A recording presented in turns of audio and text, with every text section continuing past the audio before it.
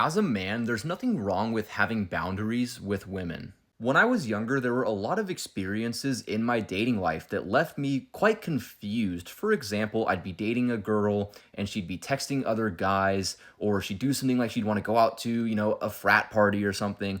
And then I would say, oh, I don't really think that's acceptable. I don't think that's appropriate for when you're in a relationship.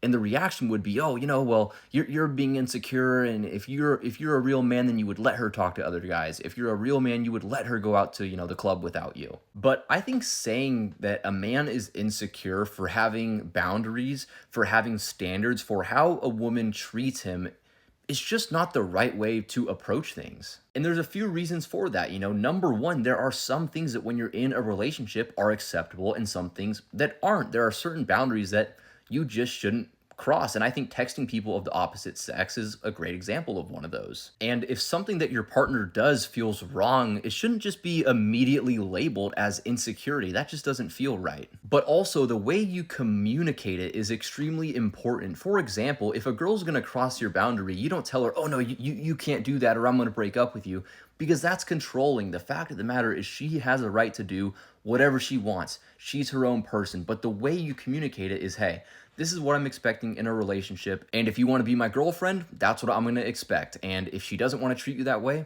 you just walk away and find somebody else who will.